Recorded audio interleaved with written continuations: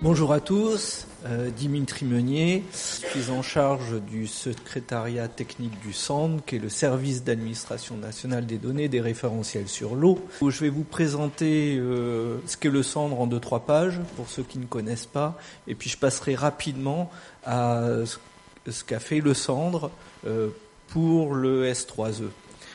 Je vous rappelle quand même que le SAND, c'est avant tout un réseau d'organismes, de spécialistes qui œuvrent pour normaliser les données sur l'eau, pour les échanger et les exploiter.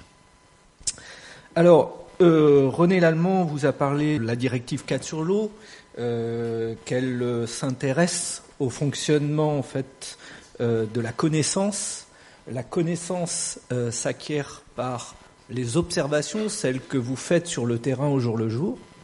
Pour produire des données d'évaluation, il faut utiliser ces données d'observation. Ces données d'évaluation sont produites à partir de méthodes d'évaluation.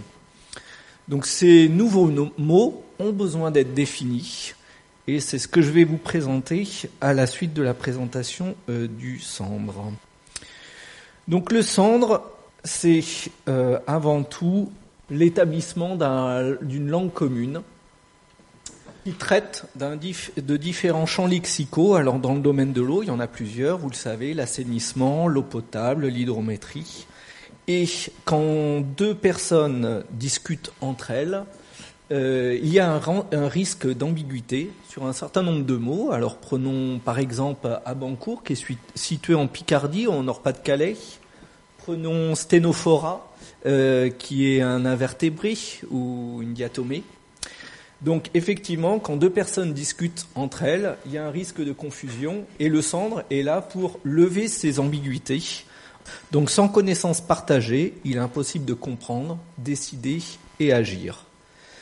Pour cela, le SAND réunit un certain nombre de groupes d'experts, en grande partie les organismes appartenant au système d'information sur l'eau, dont René a parlé. On utilise bien sûr, textes réglementaires, les protocoles de prélèvement et les données collectées sur le terrain pour produire des listes de codes, celles dont je viens de parler juste avant, des dictionnaires de données, donc des mots et des définitions, et des formats d'échange qu'on appelle scénarios d'échange, des préconisations d'échange de données.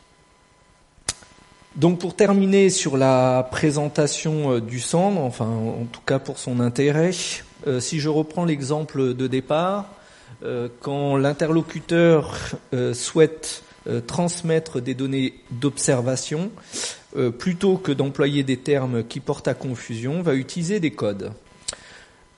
Il va utiliser des métadonnées, celles qui sont décrites dans le dictionnaire SAND, comme le code du paramètre, des codes, qu'on appelle des jeux de données de référence, celles qui sont diffusées aussi librement sur le site du SAND. Donc 1301, c'est le code de la température de l'eau. Et puis les données d'observation qui sont produites par les producteurs de données. Donc le SAND ne diffuse pas les données d'observation, mais diffuse des métadonnées et des jeux de données de référence uniquement.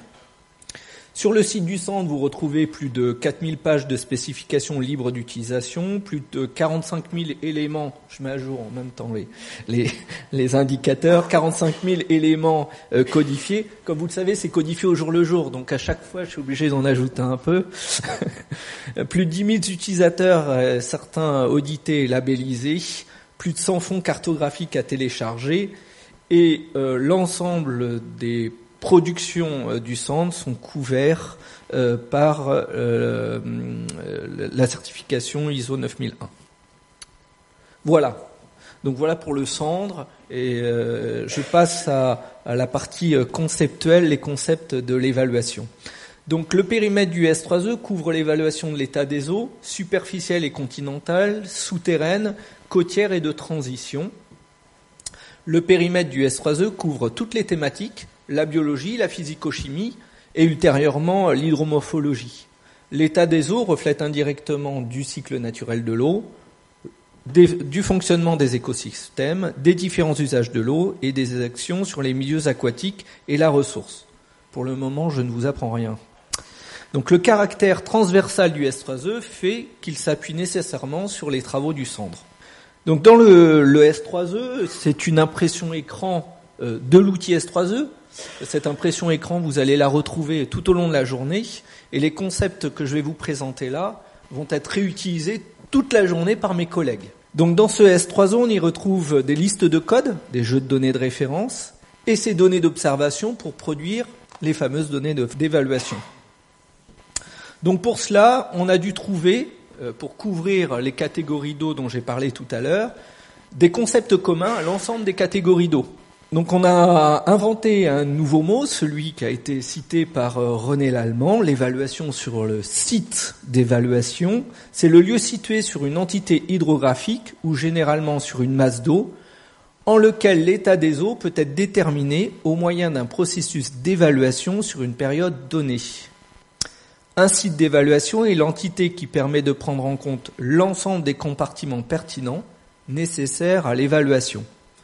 Alors de manière illustrée, on retrouve les masses d'eau côtières, les eaux superficielles et continentales. C'est le concept de station de mesure, et pour les eaux souterraines, le site de mesure du qualitomètre et du piézomètre. Si on fait un zoom sur ce site d'évaluation, on y retrouve des points de contrôle. C'est l'espace rattaché au site d'évaluation clairement identifié et localisé sur lequel sont effectuées des opérations de contrôle relatives à un thème, à un support donné. Donc de manière illustrée, ce sont les lieux de surveillance pour les eaux côtières, le point de prélèvement pour les eaux superficielles et continentales, et le site de mesure qualitomètre et piézomètre pour les eaux souterraines. Donc si je reprends le schéma de tout à l'heure, dans l'outil S3E, il y a des listes de codes, des données d'observation et des méthodes d'évaluation. Donc ce qu'a dit Jean-Pierre, c'est bien ce qu'il permet de produire des données d'évaluation.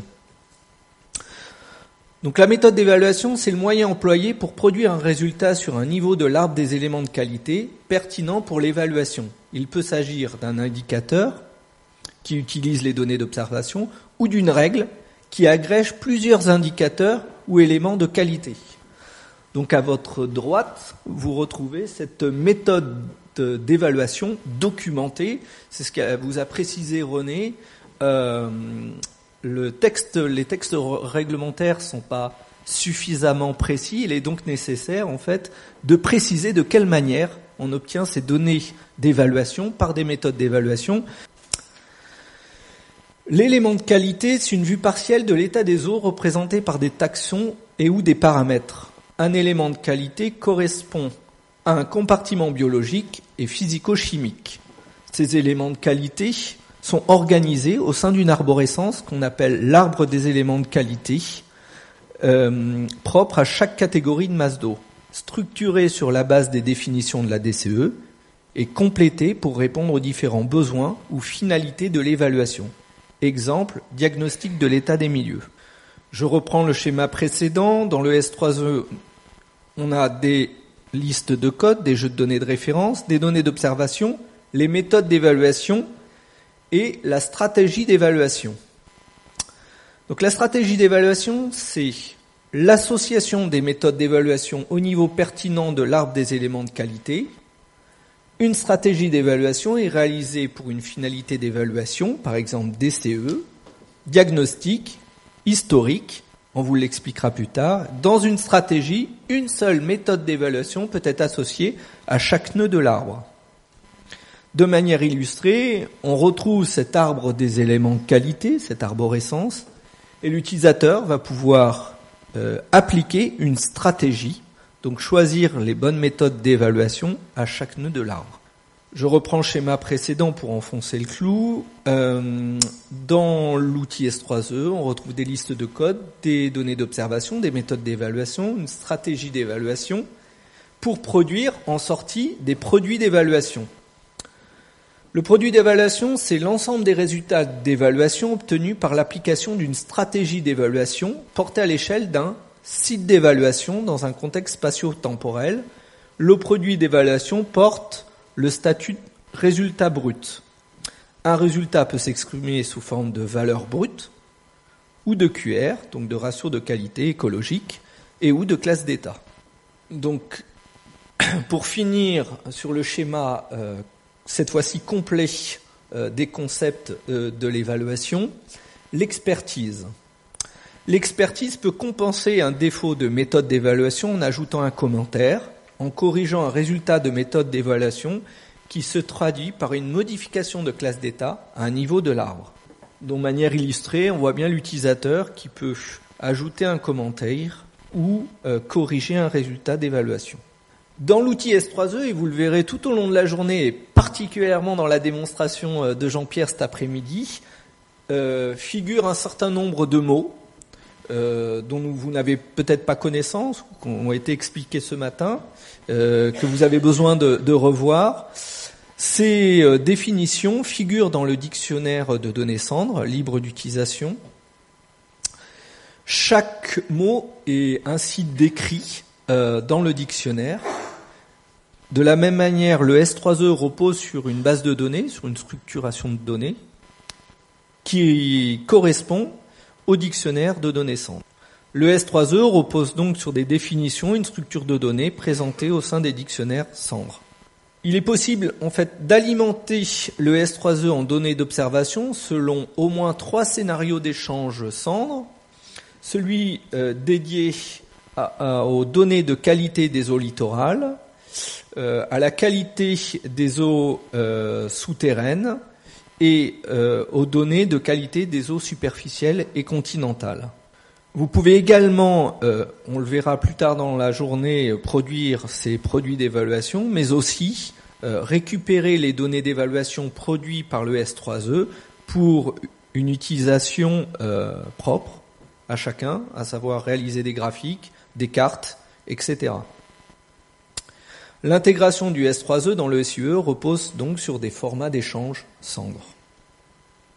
En conclusion, et ensuite je passerai la main à mes collègues, le S3E est porteur d'un référentiel spécifique, celui des méthodes d'évaluation, est fondé sur des concepts cendres qui s'appliquent à tout le territoire dont l'outre-mer, permet l'intégration simplifiée des données du SIE selon les spécifications cendres, est une réussite grâce aux efforts de tous les acteurs de l'eau.